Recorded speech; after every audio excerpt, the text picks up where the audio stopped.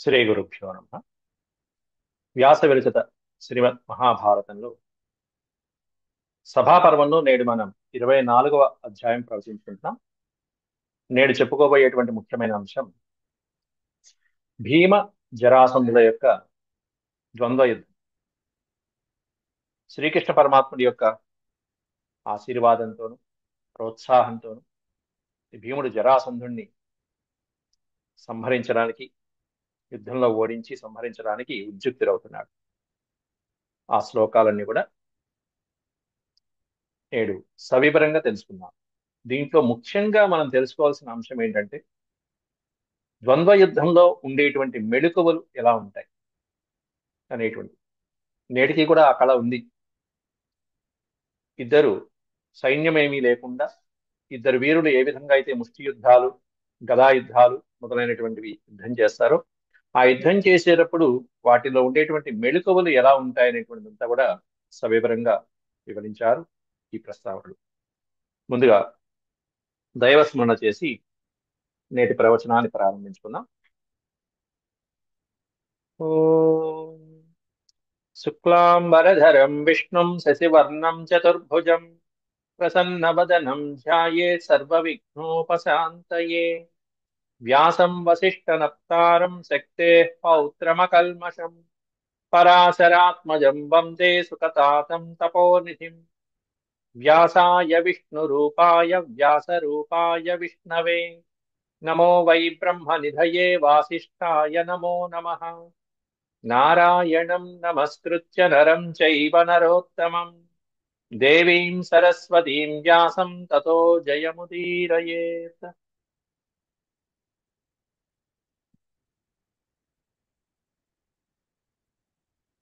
సభాపర్వంలో 24వ అధ్యాయం నేడు ప్రారంభించుకుంటున్నది భీమ జరాసంధయోః స్వస్త్యయన పూర్వకం యుద్ధారంభ. భీముడు జరాసంధుడు ఇద్దరు కూడా ముందు పెద్దల దగ్గర నుంచి స్వస్తి వాచనాలు, పురోహితుల దగ్గర నుంచి శ్రీకృష్ణ పరమాత్ముడి దగ్గర నుంచి ఆశీస్సులు పొందుకుని శుభవాచనాలు అందుకుని ఇద్దరు కూడా ద్వంద్వ యుద్ధాన్ని ఆరంభించడం. అలాగే శ్రీకృష్ణ ప్రోత్సాహితస్య భీమస్య జరాసంధ వధోద్యమ. జరాసంధుడు అలిసిపోయిన క్షణం చూసి శ్రీకృష్ణుడు ప్రోత్సాహంతో భీమసేనుడు అతన్ని వధించేటువంటి కార్యక్రమాన్ని చేపట్టడం. తర్వాత అధ్యాయంలో వాడి యొక్క వధ. ముందుగా ఈ అధ్యాయంలో అనేకమైనటువంటి మెళకువలు, ద్వంద్వ యుద్ధంలో ఉండేటువంటి మెళకువలు ఎలా ఉంటాయనేటువంటిదంతా కూడా వర్ణించారు వ్యాసుల వారు. తతస్తం నిశ్చితాత్మానం యుద్ధాయ యదునందనః ఉవాచ వాగ్మీరాజానం జరాసంధమధోక్షజః. అధోక్షజః అంటే శ్రీకృష్ణ పరమాత్మ. ఇంద్రియాలని అధఃకరించినటువంటి వాడు, ఇంద్రియాల్ని జయించినటువంటి వాడు, ఇంద్రియాల్ని జయించి మోక్షానికి మార్గం చూపించేవాడు శ్రీకృష్ణ పరమాత్మ. అధోక్షజ అంటే అట్లాంటి శ్రీకృష్ణ పరమాత్ముడు జరాసంధం ఉవాచ. జరాసంధుడితో అంటున్నాడు, రాజానం జరాసంధం, మహారాజు అయినటువంటి మగధ దేశ రాజు అయినటువంటి జరాసంధుడితో వాగ్మి, చక్కటి వాక్కుల్ని, మధురమైనటువంటి వాక్కుల్ని పలకగలిగినటువంటి వాడు, వాక్ చాతుర్యం కలిగినటువంటి వాడైన శ్రీకృష్ణుడు ఈ విధంగా అంటున్నాడు. ఎప్పుడు? నిశ్చితాత్మానం యుద్ధాయ. ఇక వీరిద్దరి మధ్య ద్వంద్వ యుద్ధమే సరైనటువంటి సమాధానం. ఎందుకంటే అంతకుముందు కృష్ణ పరమాత్ముడు ఒక మాట చెప్పాడు, రాజులనన్నా వదిలిపెట్టు, లేకపోతే యుద్ధానికన్నా సిద్ధంగా. అంటే నేను రాజుల్ని వదిలిపెట్టే ప్రసక్తే లేదన్నాడు జరాసంధుడు. దాంతో యుద్ధానికే నిశ్చయమయ్యాడు యదునందనుడైనటువంటి శ్రీకృష్ణ పరమాత్మ. నందనందనుడు యదునందనుడు. త్రయాణం కేన తే రాజన్ యోద్ధుముత్సహతే మనః అస్మదన్యతమే నేహ సజ్జీభవతు కో యుధి. అస్మత్ అన్యతమః అంటున్నాడు. అన్యతమః అంటే ఎవరినో ఒకరిని. అస్మత్ అంటే మా ముగ్గురు. ఇక్కడ ఉన్నటువంటి భీమార్జునులు, శ్రీకృష్ణ పరమాత్ముడు ముగ్గురు వచ్చారు జరాసంధుడి దగ్గరికి. కాబట్టి మా ముగ్గురులో ఎవరో ఒకరితో యుద్ధం చేయడానికి సజ్జీభవతు, సిద్ధంగా ఉంది. ఎవరిని కోరుకుంటున్నావు? కో యుధి సజ్జీభవతు, నువ్వు ఎవరితో యుద్ధం చేయడానికి సిద్ధంగా ఉన్నావు మా ముగ్గురులో అని అడిగాడు. త్రయాణం కేన తే రాజన్ యోద్ధుముత్సహే. మా ముగ్గురులో ఎవరితో యుద్ధం చేయడానికి నువ్వు ఉత్సాహపడుతున్నావు, నువ్వు సిద్ధంగా ఉన్నావు, కాబట్టి మా ముగ్గురులో ఎవరినో ఒకళ్ళు నువ్వు కోరుకోవచ్చు అని శ్రీకృష్ణ పరమాత్ముడు ఆప్షన్స్ ఇచ్చాడు. కృష్ణుడిని కోరుకోవాలా, లేకపోతే అర్జునుడిని కోరుకోవాలా, భీముని కోరుకోవాలా. అయితే ఏవ ముక్త నృపతి యుద్ధం వవ్రే మహాద్యుతి జరాసంధస్తతో రాజా భీమసేనేన మాగధ. ఈ విధంగా పలకగానే నృపతి, ఆ నృపతి మహారాజు జరాసంధుడు, యుద్ధం వవ్రే మహాద్యుతి, యుద్ధాన్ని కోరుకున్నాడు. ఎవరితో? జరాసంధస్తతో రాజా భీమసేనేన, భీమసేనుడితో యుద్ధం చేయడానికి మహారాజు జరాసంధుడు కోరుకున్నాడు. మగధరాజు అయినటువంటి జరాసంధుడు భీమసేనుడితోనే యుద్ధం చేయాలి అని కోరుకున్నాడు. ఎందుకని కోరుకున్నాడు? మిగతా ఇద్దరిని కోరుకోవచ్చు. అర్జునుని కోరుకుంటే, అర్జునుని ఓడిస్తే తర్వాత కృష్ణుడు ఊరుకుంటాడా, లేకపోతే భీముడు ఊరుకుంటాడా? లేదా కృష్ణ ఇటు భీమార్జునులు ఇద్దరిని ఓడిస్తే తర్వాత కృష్ణుడు అయినా యుద్ధం చేసి ఓడిస్తాడు కదా. కాబట్టి కోరుకునేది ఏదో తనతో సమానమైనటువంటి బలపరాక్రమాలు కలిగినటువంటి వాడిని కోరుకుందాం అని నిర్ణయించుకున్నాడు ఇక్కడ జరాసంధుడు. అందులో కూడా ఎవరికైనా చెప్పుకోవడానికి కూడా అర్జునుడితో యుద్ధం చేశాడని చెప్పుకుంటే పరువు పోతుంది జరాసంధుడు. అది కూడా ఆలోచించుకుని తనతో బలపరాక్రమాలలో సమానమైనటువంటి వాడితోనే యుద్ధానికి ఎంచుకున్నాడు భీమసేనుడు.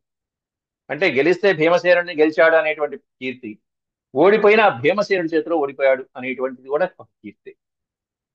అదే అర్జునుడి చేతిలో ఓడిపోతే భీముడి కంటే తక్కువ బలం కలిగినటువంటి వాడు అనేటువంటి వాడు, తమ్ముడు పైగా చిన్నవాడితో యుద్ధం చేసి ఓడిపోయాడు, ఇంకా జరాసంధుడి ఇది వీడిగా మనం భయపడింది అని చెప్పి ప్రపంచమంతా అనుకుంటుంది.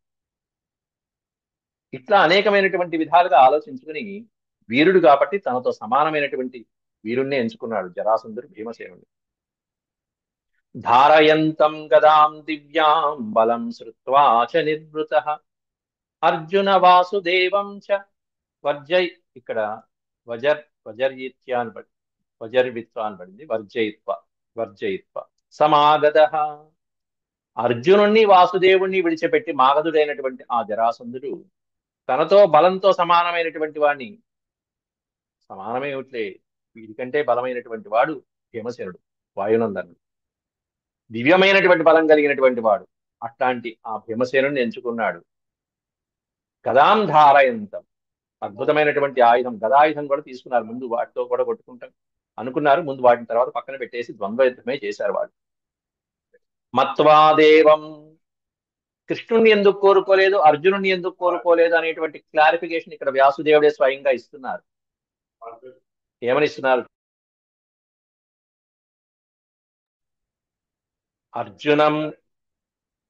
అర్జున వాసుదేవం చ వర్జయిత్వా సమాగద మత్వా దేవం గోప ఇతి బాలో అర్జున ఇతి స్మః. ఏమని భావించారట?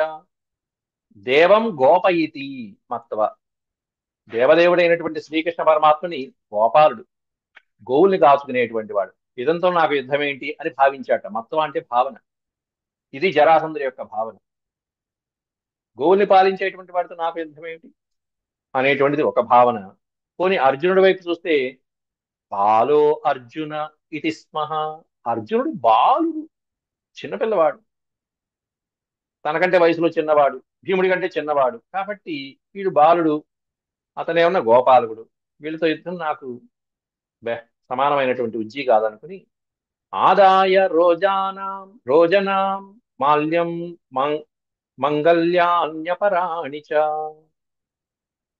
ఇక అక్కడి నుంచి చక్కటి గంధమాల్యాదులు, పుష్పాలంకారాలు, ఏవైతే మంగళాన్యపరాణిచ, మంగళకరమైనటువంటివి ఏవైతే ధరించవాలనో, ఏవైతే రాసుకోవాలో ఒంటికి, వాటిని మాల్యాదులు మొదలైనటువంటివి ఏవైతే ధరించాలో అవన్నీ ధరించి సిద్ధమవుతున్నాడు యుద్ధానికి. తీసివేయాల్సినవి తీసేస్తున్నాడు, కిరీటాదులు, ఆభరణాలు మొదలైనటువంటివి. అలాగే లేపనాదులు కొన్ని ఆ శరీరానికి పట్టించుకోవాల్సినవి, ఆరోగ్యానికి మొదలైనటువంటివన్నీ కూడా తీసుకుంటున్నాడు అక్కడ జరాసంధుడు. ధారయన్ నగదాన్ ముఖ్యాన్ నిర్వృతిర్వేదనాని చ.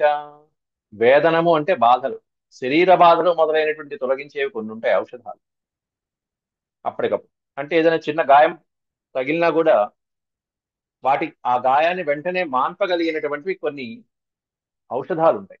ఆ ఔషధాలు అప్లై చేసుకున్నాడు అక్కడ. ధారయన్న గదాన్ ముఖ్యాన్,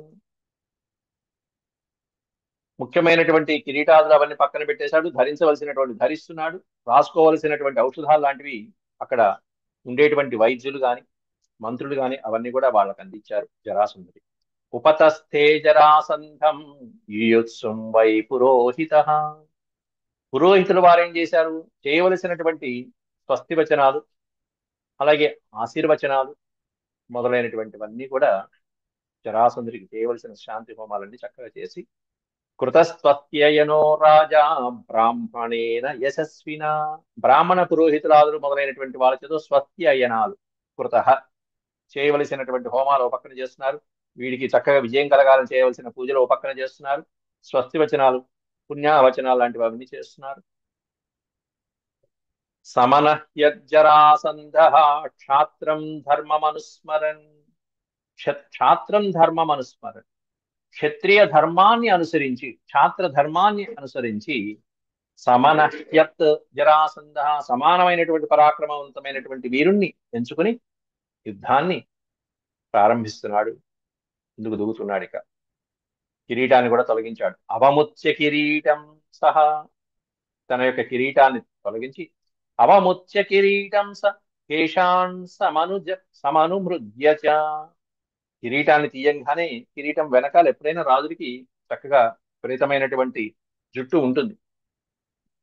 మామూలుగా స్త్రీలకి ఈనాటి కాలంలో ఎలా అయితే ఉన్నదో అలాంటి కేశాలంకారాలు మొదలైనటువంటివన్నీ కూడా రాజులందరికీ కూడా ఉండేది. రాజులందరికీ ఉండేది. పైగా చక్కటి తైలాలు మొదలైనటువంటి వాటితో కేశాలంకారాలు చేసుకుని వాటిలో పుష్పాలు కూడా అలంకారాలు చేసుకున్నటువంటి చాలా మంది రాజులు ఉన్నాయి. అంటే సుగంధ పరిమళాలు వెదజల్లడానికి అనేకమైనటువంటి అలంకారాలు ఇప్పటికంటే కూడా ప్రాచీనమైన కాలంలో ఎక్కువగా ఉండేవి. అవన్నీ కూడా ఆచరించారు. కిరీటాన్ని తీసేసి కేశాన్ సమనుమృజ్య చ, తన యొక్క కేశమును చక్కగా ముడి కట్టుకుని యుద్ధానికి సన్నద్ధుడయ్యాడు, ద్వంద్వ యుద్ధానికి. ఉదతిష్టం జరాసంధో వేలాతిగ ఇవార్ణవ. అర్ణవ అంటే సముద్రం, వేళ అనే పదానికి అర్థం సముద్రం యొక్క తీరం. వేళ అంటే ఒక్కసారిగా సముద్రము తీరం దాటి లోపలికి నగరంలోకో పట్టణంలోకి అలా ప్రవేశించినట్టుగా ఒక్కసారిగా విరుచుకుపడ్డాడు. అంత వాయువేగంతో వచ్చేస్తున్నాడు జరాసంధుడు. రారా భీమసేన అంటూ మీద పడతాడు. ఉదతిష్ఠత్ జరాసంధ, ఉదతిష్ఠత్ అంటే వేగంగా పట్టం. సముద్రం ఒక్కసారి వేగంతో సునామీ వచ్చి అలా కట్టలు తెంచుకుని అలా బయటకు వచ్చేసినట్టుగా ఎలా ఉంటుందో, కట్టలు తెంచుకుని తీరం దాటి వచ్చేస్తే ఎలా ఉంటుందో, వేలాతిగా ఇవార్ణవ అలా వస్తున్నట్ట. ఏమంటున్నట్ట వస్తూ, ఉవాచ మతిమాన్ రాజా భీమం భీమ పరాక్రమ భీమ యోత్స్యేత్వయా సార్ధం శ్రేయసా నిర్జితం వరం. బుద్ధిమంతుడైనటువంటి ఆ రాజు భీమం భీమ పరాక్రమ, అత్యద్భుతమైనటువంటి పరాక్రమవంతుడైనటువంటి భీమసేనుడితో ఉవాచ అంటున్నాట. ఏమంటున్నాడంటే, భీమ, ఓ భీమ, యోత్స్యే త్వయా సార్ధం, నీతో నేను యుద్ధం చేస్తాను, సిద్ధంగా ఉండు. త్వయా సార్ధం యోత్స్యే, నీతో యుద్ధం చేస్తాను. శ్రేయసా నిర్జితం వరం, శ్రేయసా నిర్జితం వరం అనే బలవంతుడు ఇంకో బలవంతుడి చేతిలో ఓడించబడితేనే శ్రేయస, అది శ్రేయస్కరం. ఒక బలహీనుడి చేతిలోనో అల్పప్రాణి చేతిలోనో వాడిని గెలవటము పెద్ద ఇది కాదు, ఓడిపోవడం మరి అది అపయశస్సు కూడా. కాబట్టి ఒక బలవంతుడితోనే యుద్ధం చేయాలి, ఒక వీరుడు వీడి చేతిలోనే యుద్ధం చేయాలి. గెలిస్తే కీర్తి, ఓడిపోతే వీడి చేతిలో ఓడిపోయాడు అనేటువంటి కూడా కీర్తి. కాబట్టి శ్రేయస్సు అనే పదానికి అర్థం ఏంటంటే రెండూ కీర్తి, ఓడిపోవటము కీర్తి, గెలిస్తే ఇంకా కీర్తి. శ్రేయస నిర్జితం వరం, కాబట్టి నీలాంటి బలవంతుడి చేతిలో ఓడిపోవడము వరే బలమే, నాలాంటి వీరుడి చేతిలో నువ్వు ఓడిపోయినా నీకు మంచిదే, నీకు శ్రేయస్కరమే అన్నట్టుగా ఓ పలుకు పలికాడు అక్కడ. ఏవముక్త్వా జరాసంధో భీమసేనమరిందమః. అరిందమః అంటే శత్రుమర్దనుడు అని. శత్రువుని జయించేటువంటి భీమసేనుడు ఈ విధంగా జరాసంధుడు పలికినటువంటి వచనాలు విని ఆయన కూడా యుద్ధానికి సన్నద్ధుడవుతున్నాడు. ప్రత్యుద్యయో మహాతేజా శక్రం బల ఇవాసుర. ప్రత్యుద్యయో తిరిగి యుద్ధం చేయడానికి భీముడు కూడా సన్నద్ధమయ్యాడు. ఎలా అంటే శక్రం బల ఇవాసుర. చక్రం, ఇంద్రుడితో బలాసురుడు అనే ఒక రాక్షసుడు ఇంద్రుడితో తలపడినట్టుగా ఇక్కడ జరాసంధుడు భీమసేనుడితో యుద్ధానికి తలపడుతున్నాడయ్యా అంటున్నాడు. శక్రుడితో అంటే ఇంద్రుడితో, బల ఇవ అసుర. అసురుడు అంటే రాక్షసుడు. బలుడు అనేటువంటి రాక్షసుడు ఇంద్రుడితో పోరాడినట్టుగా జరాసంధుడు ఇక్కడ వాయునందనుడైన భీమసేనుడితో పోరాడుతున్నాడు.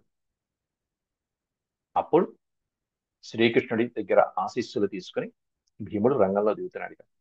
తతస్సమ్మంత్ర్య కృష్ణేన కృతస్త్వత్యయనో బలి భీమసేనో జరాసంధం ఆససాద యుయుత్సయా.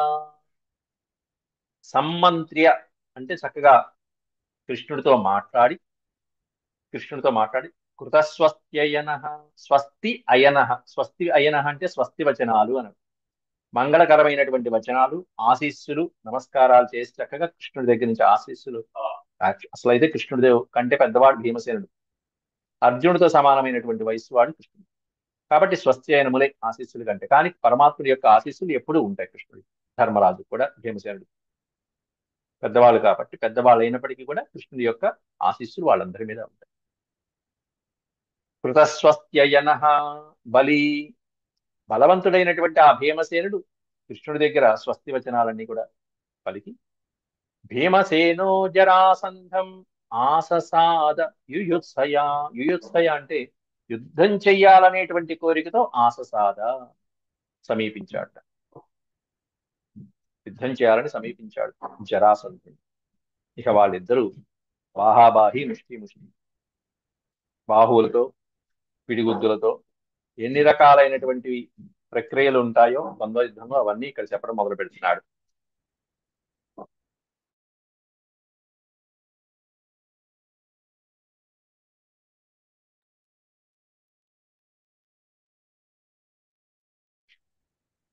తతస్థౌ తతస్థౌ నరశార్దూలౌ బాహుశస్త్రౌ సమీయతుః వీరౌ పరమ సంహృష్టావన్యోన్య జయకాంక్షిణౌ.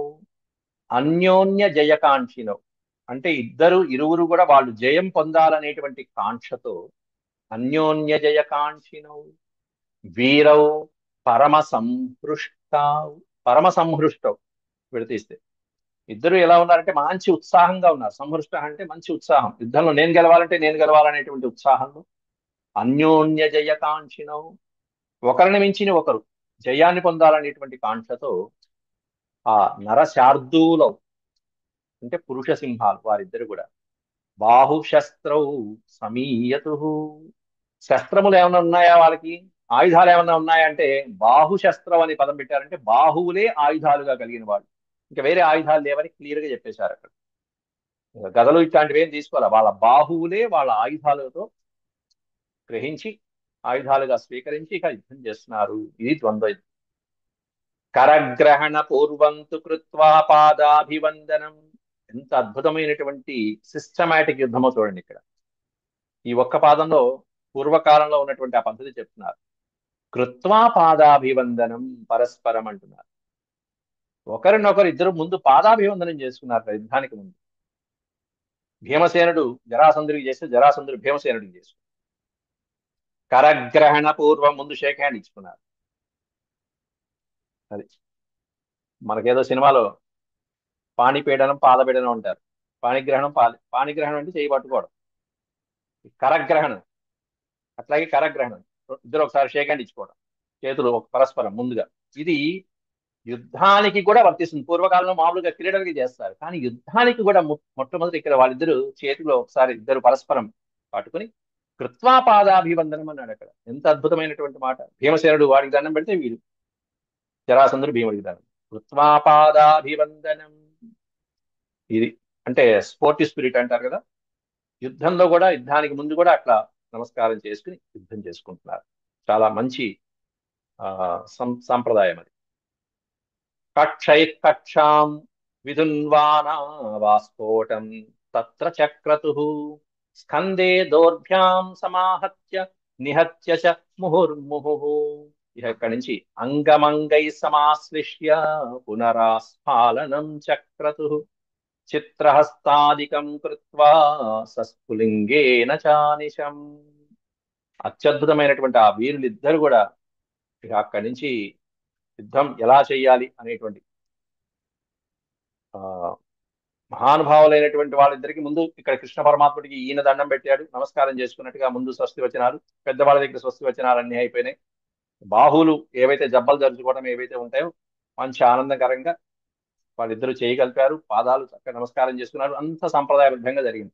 ఇక్కడి నుంచి మల్ల యుద్ధం అనేటువంటిది ఎలా ఉంటుంది అనేటువంటి శిష్టాన్ని వర్ణిస్తున్నారు. మొట్టమొదటి భుజస్పాలనం చేసుకున్నారు ఇద్దరు. అంటే బాహు మూలములు ఏవైతే ఉంటాయో ఆ మూలాన్ని ఒకసారి వాళ్ళు కదిలించుకున్నారు. కాస్త వామప్ అంటారు దాన్ని. ఆ బాహుమూలాన్ని కదిలించుకోవడం, అక్కడ కట్టుకున్నటువంటి భుజకీర్తులు ఏవైతే ఉంటాయో వాటిని ఒక్కసారి వాళ్ళ యొక్క చేతితో కాదు, ఇట్ట కదిలించుకోవడం కాదు, వాళ్ళ భుజాల కండలనే ఒక్కసారి అలా కదిలించగానే ఆ భుజకీర్తులు కూడా కదులుతున్నాయి.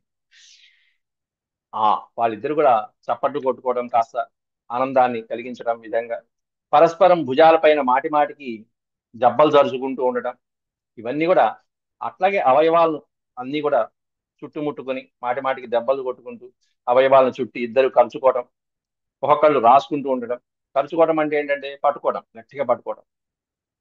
ఒక్కోసారి చేతులు వేగంగా పట్టుకోవడం, వాడి చేయి వీడి చేయి రెండు చేతులతో వాళ్ళ చేతులను పట్టేసుకోవడం, మరోసారి విడిచిపెట్టడం, మళ్ళీ కొట్టుకోవడం, ఇంకోసారి కిందకి మీదకి చేతులు కదిలిస్తూ ఉండటం, ఇట్లా పిడికిలి బంధిస్తూ ఉండటం, ఇట్లాంటివన్నీ చిత్రమైనటువంటి హస్తాది బాహు కౌశల్యాలన్నీ చూపిస్తున్నారు. అంటే చేతులతోనే ఎక్కువగా, పాదాలతోనూ చేతులతోనూ మోకాళ్ళతోనూ వీటితో ఏ విధంగా కొట్టుకోవాలో అట్లాంటి యుద్ధ కౌశలం అంతా చూపించడం ఏదైతే ఉంటుందో దాన్ని కక్షాబంధ ప్రయోగం అంటారు. కక్షాబంధం అంటే ఇంకా ఎస్పెషల్లీ చేయాలంటే నడుముకి చేతులతో చుట్టేసుకోవడం. కక్షాబంధం అంటే, కక్ష అంటే నడుము, కక్షాబంధనం అంటే నడుముకి అలా వెనకాల నుంచి చేతులతో, ముందు నుంచి కానీ చేతులతో చుట్టేయటం. చుట్టేసి ఆ శత్రువుని బంధించడం ఏదైతే ఉంటుందో దాన్ని కక్షాబంధం అంటారు. ఆ తర్వాత కంఠము, ఆ తర్వాత గండస్థలము, ఆ తర్వాత ఆ గండస్థలాన్ని కూడా పట్టేసుకోవడం, మెడ పట్టేసుకోవడం, వెనకాల నుంచి పట్టుకోవడం, దాన్ని విడిపించుకోవడం, చేయి జాగ్రత్త గట్టిగా విడిపించేసుకోవడం, ఇట్లాంటివన్నీ కూడా పిడిగుద్దులు గుద్దుతూ ఓ పక్కన, ఇవన్నీ కూడా యుద్ధంలో ఉండేటువంటి నైపుణ్యాలు. అవన్నీ చెప్పుకుంటూ వస్తున్నారు. కక్షై కక్షాం అంటే ఒకరి నడుము ఇంకోటి పట్టుకుంటాం, వీడి నడుము వాడు, వాడి నడుము వీడు. కక్షై కక్షాం విధున్వానా వాస్ఫోటం తత్ర చక్రతు స్కందే దౌర్భ్యాం సమాహత్య నిహత్య చ ముహుర్ముహు. స్కందే దౌర్భ్యాం, ఈ భుజాల మీద ఒకటి పిడుగుతులు గుద్దుకుంటూ పక్కన నిహత్య కింద పడేసుకోవడం, లేవటం, మాటి మాటికి వీళ్ళు లేవటం, కింద పడేయటం. అంగమంగై సమాశ్లిష్య, సమాశ్లిష్యం అంటే కౌగిలించుకున్నట్టుగా అనమాట. వీడి శరీరంతో వాడిని చుట్టేయడం, వాడి శరీరంతో వీడిని చుట్టేయడం. పునరాస్ఫాలనం చక్రతు, స్ఫాలనం పునరాస్ఫాలనం, ఒకసారి మళ్ళీ జబ్బాలు తెచ్చుకుని ఒక్కసారిగా వాడి మీద దూకడం. ఇట్లా విచిత్రమైనటువంటి హస్తాధికం కృత్వా సస్ఫులింగేన చానిశం. ఒక వజ్రం పిడుగు పడుతున్నట్టుగా, ఉరుములు పిడుగులు పిడుగులు వాడి మీద పడుతున్నట్టుగా ఒక్కసారిగా వీడి శరీరం అంతా వాడి మీద పడేయటం. గలగండాభిఘాతేన, గలము అంటే కంఠం, గండము అంటే ఇక్కడ ఈ భాగం, చెక్కిళ్ళ భాగం. గలగండాభిఘాతేన ఇక్కడ మెడ మీద బుద్ధి, గండస్థలం మీద కొట్టి, ఏరు కుంభస్థలం మీద కొట్టినట్టు. గలగండాభిఘాతేన, అభిఘాతం అంటే కొట్టడం, పిడిగుద్దులతో కొట్టడం. మనకి బాక్సింగ్ రెజ్లర్స్ ఉంటారు చూసారా, అంతే ఇదే పరిస్థితి. సస్థులింగేన చానిశం బాహుపాశాదికం కృత్వా పాదాహత శిరావుభౌ. బాహుపాశాదికం, వాళ్ళ యొక్క బాహువులతో, బాహుపాశము అలాగే పాదపాశము అనేటువంటి కూడా ఒక కలదు. బాహుపాశం అంటే, పాశము అంటే తెలిసిందే కదా, బంధనం. బాహుపాశ బంధనం అంటే తన బాహువుల్లో ఎదురుకుండా ఉన్న శత్రువుని బంధించేయడం, గట్టిగా పట్టేసుకోవడం. దీంట్లో నిపుణుడైనటువంటి వాడు ధృతరాష్ట్రుడు. ఇదే భీమసేనుడిని చిట్ట చివరిలో 100 మంది కుమారుల్ని సంహరించినటువంటి ఆవేశంలో కోపంలో భీమసేనుని తన యొక్క బాహుపాశంలో బంధించేస్తాడు. బంధించి ఇలా చంపేద్దాం, గట్టిగా నొక్కేసి చంపేద్దాం అనుకుంటే శ్రీకృష్ణ పరమాత్ముడు కాస్త భీమసేనుని ఆపేసి ఒక విగ్రహాన్ని పెడతాడు, ఇనప విగ్రహాన్ని. ఆ ఇనప విగ్రహాన్ని కూడా పొడి పొడి చేసేస్తాడు ధృతరాష్ట్రుడు, గుడ్డివాడు. అది బాహుపాశం అంటే. బాహుపాశాదికం కృత్వా పాదాహత శిరావుభౌ. పాదాహత శిరావు, పాదంతో, పాదంతో పాదము, అలాగే పాదంతో శిరస్సును కొట్టడం, కాలు పైకెత్తి శిరస్సు, వాడి శిరస్సు తలపై పైలు పెట్టి కొట్టడం. శిరావుభౌ ఉరోహస్తం తతశ్చక్రే పూర్ణకుంభౌ ప్రయుజ్యతౌ. ఉరోహస్తం, ఉరు భాగం అనే పదానికి అర్థం వక్షస్థల భాగం. విశాలమైనటువంటి వక్షస్థలం, బలమైనటువంటి వక్షస్థలం మీద చేతులతో పిడిగుద్దులతో కొట్టడం. తతశ్చక్రే పూర్ణకుంభౌ. పూర్ణకుంభం అనేటువంటిది ఇంకోటి ఉంటుంది. అత్యద్భుతమైనటువంటి ప్రక్రియలు ఇవన్నీ కూడా. ఆ కక్షాబంధనము మొదలైనటువంటివన్నీ అయిపోయిన తర్వాత బాహుపాశము, చరణపాశము మొదలైనటువంటి వాటితో పట్లు పట్టుకోవడము. అంతేకాకుండా ఇద్దరు కూడా పూర్ణ కుంభం అనే పదానికి అర్థం ఏంటంటే రెండు చేతులు వేళ్ళని ఇంకో చేతిలో ఇట్లా ఇరికించుకోవడం, ఇద్దరు ఇట్లా పట్టుకోవడం. మనం గోడ మీద ఇట్లా చేపెడితే ఎట్లా ఉంటుందో అట్లాగే ఇంకొకళ్ళ చేతుల్లో తన చేతుల్లో వేళ్ళు గట్టిగా పట్టుకుని ఇంకా పట్టు వదలకుండా. అంటే తర్వాత వాడు కొట్టబోయేటువంటి కొట్టుడికి వీడు పారిపోకుండా ఉండటం కోసం ఈ పట్టు పడతారు. పంజా, ఓ సింహం యొక్క పంజాలాగా అట్లా పట్టేసుకుంటారు. అట్లా పట్టుకోవటాన్ని ఈ పూర్ణ కుంభం అంటారు. ఇరికించుకుని, అరచేతుల్లో ఇరికించుకుని శత్రువు యొక్క శిరస్సుపై కొట్టడం. అదే సమయంలో శత్రువు యొక్క శిరస్సు పైన కొట్టాలి. దాన్ని పూర్ణ కుంభం అనేటువంటి ప్రక్రియగా చెప్తారు. అది ఒక పట్టు. తర్వాత ఉరోహస్తము అంటే ఉరహ అనే పదానికి అర్థం వక్షస్థల భాగం మీద కొట్టడం, ఉరోహస్తం. అలాంటి ప్రయోగం చేశారు. అంతేకాకుండా గజరాజులాగా భీంకరించి ఒక్కొక్కడిని భుజాల మీద కొట్టడం, విపరీతమైనటువంటి గంభీరమైనటువంటి ధ్వని చేస్తూ సింహనాదం చేస్తూ మేఘాల మీద వర్షిస్తూ ఏనుగుల్లాగా భీంకరిస్తూ అరచేతులతోనూ పిడిగుద్దులతోనూ విపరీతమైనటువంటి బాధలు పెట్టేటువంటి విధంగా పక్కవాడిని కొట్టడం అనేటువంటి ఇవన్నీ ఇక్కడ వర్ణించుకుంటూ వస్తున్నారు. వాళ్ళ యొక్క శరీర భాగాలని పొడి అయిపోయాయి. కర సంపీడనం కృత్వా గర్జంతో వారణావివ. వారణం అనే పదానికి అర్థం ఏనుగులు. వారణవు ఇవ, రెండు ఏనుగులు మద్దించినట్టుగా కరపీడనం చేస్తూ పొడి చేతులు తిప్పి, వేలు తిప్పి చేతులు తిప్పేసి కండల మీద గుద్దు. నర్దంతో మేఘ సంకాశో.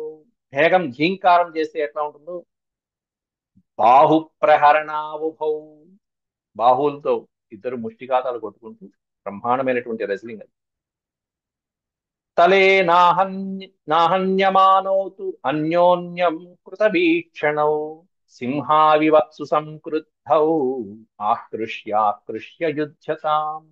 సింహావివ సంక్రుద్ధౌ సుసంక్రుద్ధౌ. కోపించినటువంటి రెండు సింహాలు, రెండు మదించినటువంటి ఏనుగులు ఎదురు పడితే ఎలా కొట్టుకుంటాయో అలా కొట్టుకుంటున్నారట వీళ్ళిద్దరు కూడా.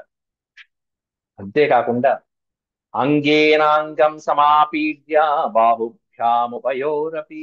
ఉభయోరపి అంగేన అంగం, సమస్తమైనటువంటి శరీర భాగాలతోనూ ఎక్కడ ఏమి ఇక్కడ కొట్టకూడదు అక్కడ కొట్టకూడదు అనే నియమాలు ఏం లేవు ద్వంద్వ యుద్ధంలో. అలా కొట్టుకుంటున్నారు.